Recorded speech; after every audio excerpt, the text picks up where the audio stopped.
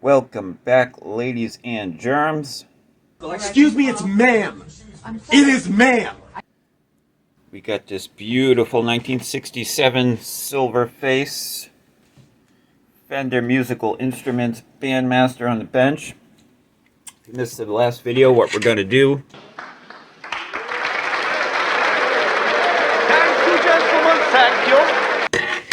is replace this crappy ass piece of cardboard eyelet board right here with this beautiful turret board that I built. This is a story that you will tell your grandchildren, and mightily bored they'll be. And yeah, that's what we're doing. So what we need to do is Now this is our position on the Belgian border here. disconnect all the wires, pull all the components, yank them out of here, stick this in here, and then put it all back together again. What do you say to that, Joe? Oh, delighted, sir. So, yeah, we'll see you in about 6 days. We, my friends, are the cavalry on the way to the rescue.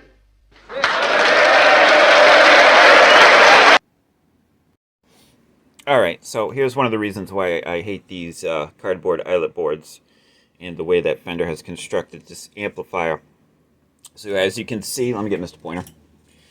I took the screws off to be able to remove the eyelet board from the chassis. Now, they have all sorts of wires going in through these holes. I believe there's connections being made underneath the eyelet board. So we got the screws off. If we needed to do any maintenance or repair, this sucker, you can't.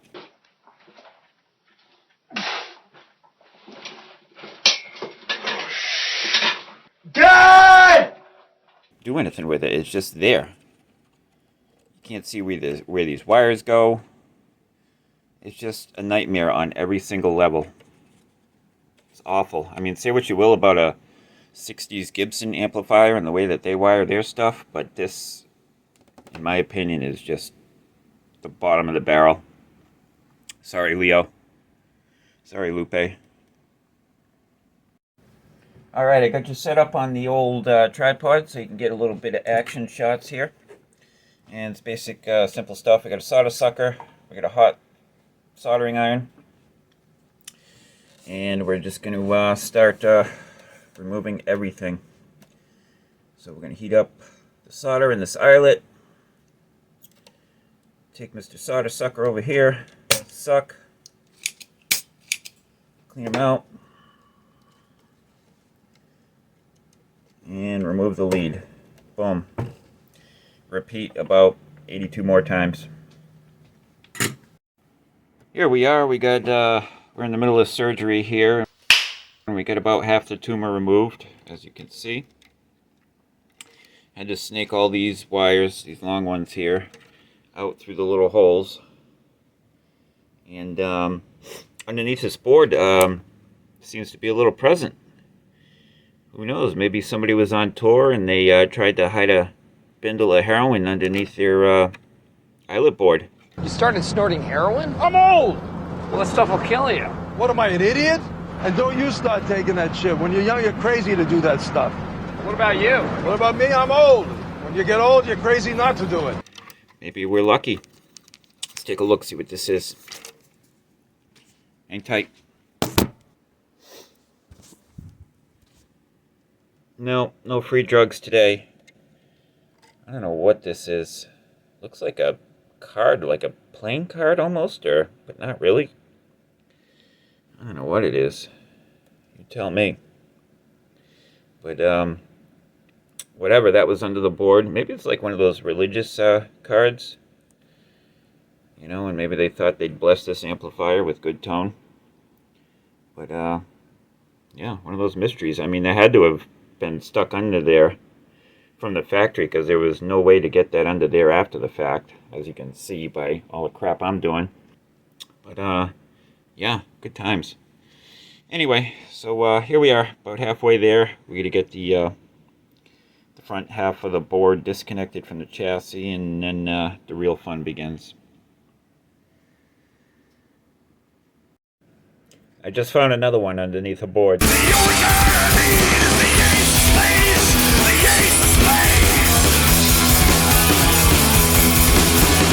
This was all folded up. I think they were using these as spacers. This guy was over here.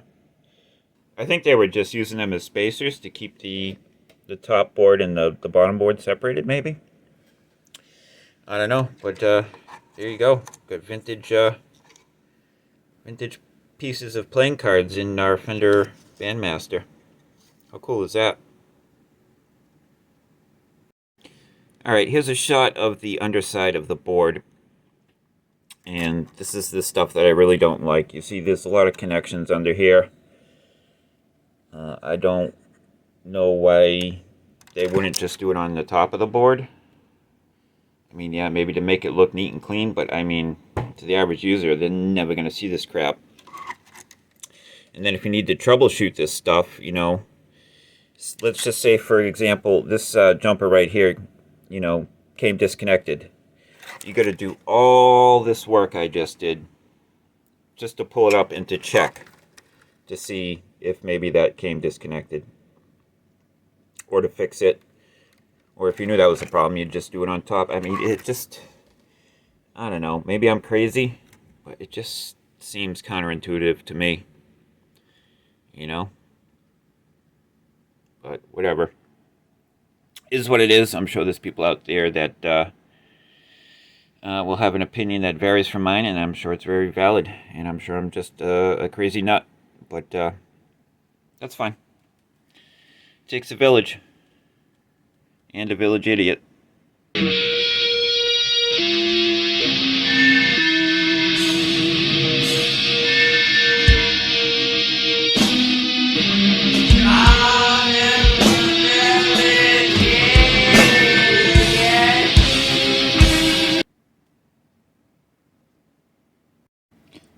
Alright, I think our cesarean section is just about done. Let's see if she comes out. Boom.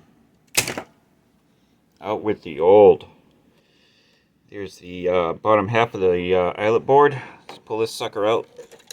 See what's under here. Ooh, how nice and shiny that is. Look at that. Pretty neat. Does anybody know where all these wires go?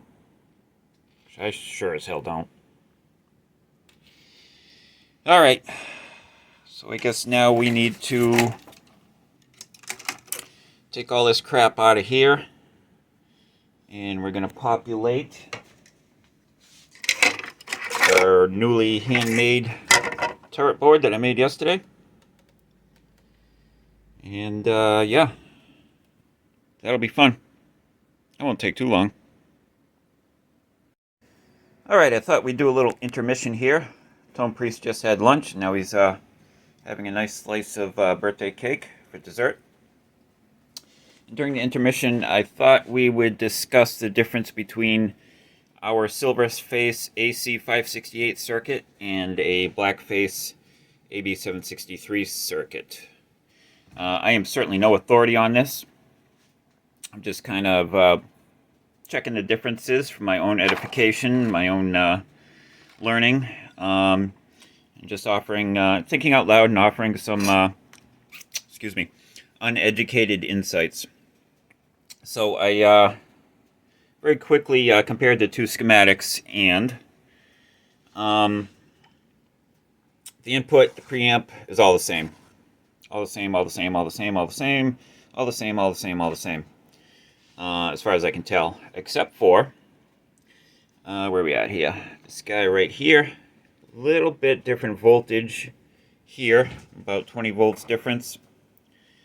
So that's no big deal. Where things get different is in your output section.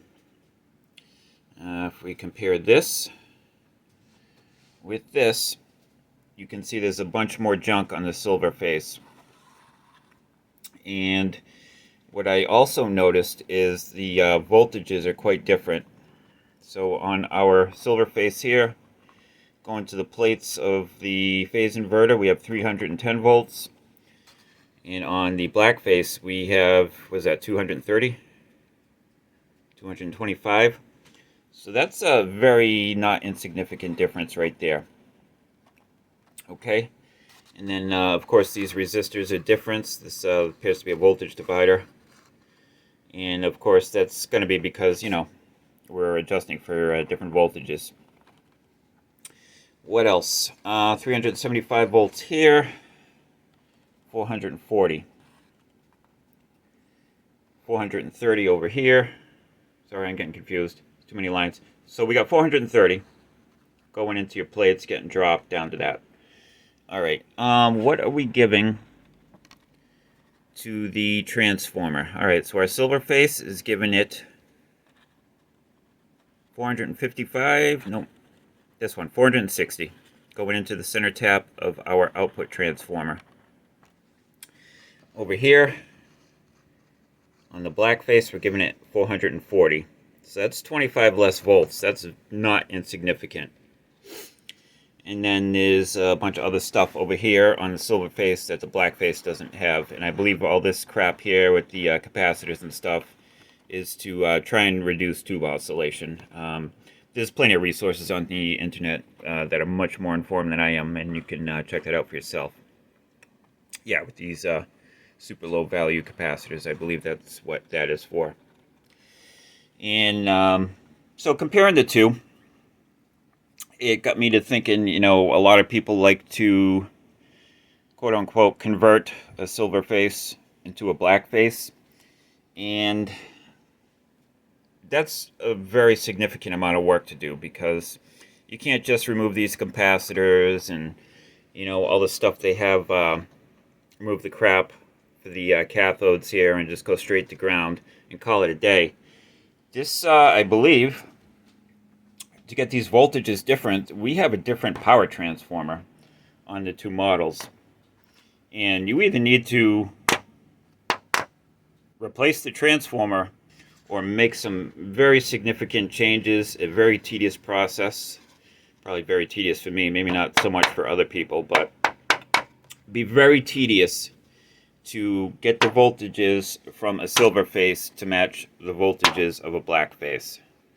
So, if you're out there on Reverb and somebody's selling a silver face, saying it was backdated into a black face, I would be very cautious and ask a lot of questions. But again, I could be wrong. I am by no means an authority on this crap. Kind of learn as we go. But stuff to think about. And as we know, lower voltages. I mean, Eddie Van Halen was famous for using a variac to lower the voltages on his guitar amps, and it, you know, I guess they say that's where the mystical, magical tone came from. So, yeah, I guess the moral of the story is voltage matters. High voltage. All right, I'm gonna eat my birthday cake, and we'll carry on. All right, before we start populating the new turret board, we need to make some holes for the standoffs. And what I did was I took the bottom of the eyelet board. You can see the holes in the chassis are already there. And we used this guy as a template. So we put this guy here, lined it up so we knew where we wanted it. And I marked some holes. I marked some little circles on the back of the turret board where we want to drill holes. And then that's what we did. Drilled 3 holes for 3 standoffs. 1, 2, 3. And that's going to sit in there like that. Alright, let's populate. Alright, so I got my first blue molded capacitor removed from the original eyelet board. And these usually hold up pretty good in my experience. But before we go ahead and recycle him, we want to make sure that he is actually going to be good, so we don't have to go back and replace him later on down the line. So we've got our multimeter, and hopefully you can read all this. Got our multimeter in capacitor mode. So we're going to see what she's reading. Clip, test, and 101.7 nanofarads or 0.1017 microfarads, and this is a 0.1 micro, so that is rock solid. It's as good as the day she left the capacitor factory. So now we're going to check this capacitor with our ESR Meteor equivalent series resistance. And so we got a little chart here. Hopefully you can read that. We don't have a 0.1 micro on our chart, nor do we have voltages that go up past 250. This one is rated for 400 volts. And we also have a brand new one, 0.1, rated at 630 volts. But we can make some inferences here. If we look at our chart, as the voltage rating increases, the ESR value should decrease. Okay, so with that in mind, we're going to hook our original capacitor up and see what we get. And around 15 ohms. Okay, and again, this is a 0.1 micro at 400 volts. So, the brand new one we have here is a 0.1 micro at 630 volts. And again, as we said, as the voltage rating increases, the ESR value should decrease. And we hook her up. And for a brand new capacitor, we have 15.8. This number, theoretically, because it's a higher voltage rating capacitor, should be less than what this guy was reading. So basically, that's a long-winded way of saying that I believe this guy is perfectly fine and she's got many more years of service left in her. So we're going to go ahead and put her back into our turret board. And hope that was informative to somebody out there. And hopefully I didn't screw it up. Alrighty, moving on. So we've got our capacitor here. The first one we pulled out of this position here. And I numbered them all in such a way so that I know which way the foil end goes when I install it on the turret board. Because these are not polarized, but there's a foil end and a non-foil end, and that's important for reasons. You can do your own research. I've actually heard opposite opinions on which way the foil end should go, depending upon who you ask. So who the hell knows? And then there's the third opinion that who gives a crap? It doesn't really matter. But anyway, we're going to do it the way Leo did it. So what I usually like to do with the turret board is I like to stick the components down into the hole in the top of the turrets, and then wires I J-hook around. But that's not always possible, you know, depending upon how many components you're sticking into the hole. Force it in as deep as you can. And so sometimes you just have to adapt and adjust. But that's the technique du jour. That may change. But that's what we're going to do. So, got this guy here. We want to get him centered as best we can. And I like to use these rounded needle nose pliers. You can get them anywhere they sell craft supplies. Wally World, I believe I got these from. And just give her a little bend. That's going to go there. And this is going to go like so. In here. Still a bunch of solder on there. But that's fine. Pretend. In you go. Boom. Just like that. And then there's going to be other stuff going to this terminal, so we're not going to solder right now, and probably won't solder until I get this whole board populated, and then I'll go and bang everything out all at once. So definitely stay tuned for that. Okay, so I removed the tremolo roach. Uh-oh. Somebody at the door? Ding dong! Here we are. It's about as far as I'm going to be able to get on this chapter with this amp. Gotta go to the silly day job tomorrow.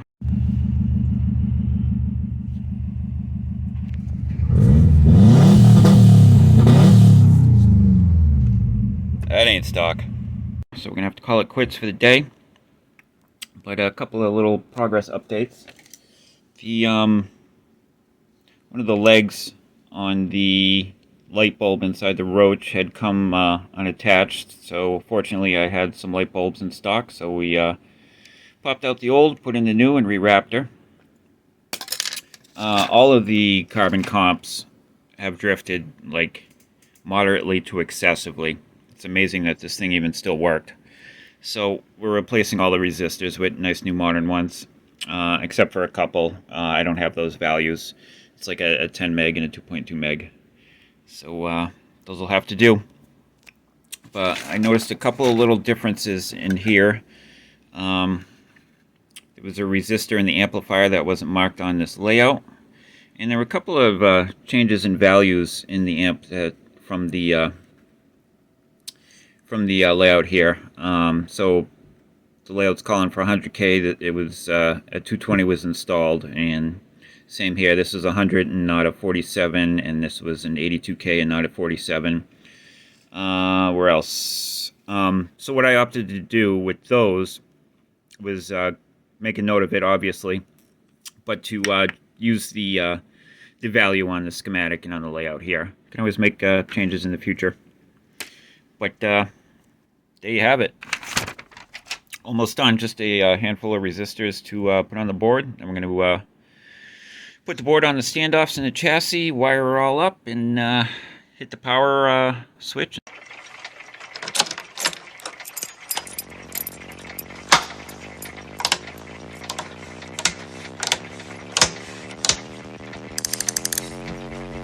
And play some more awesome poison licks.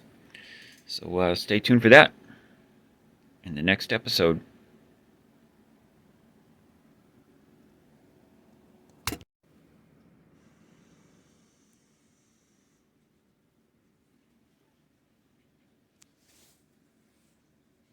Done.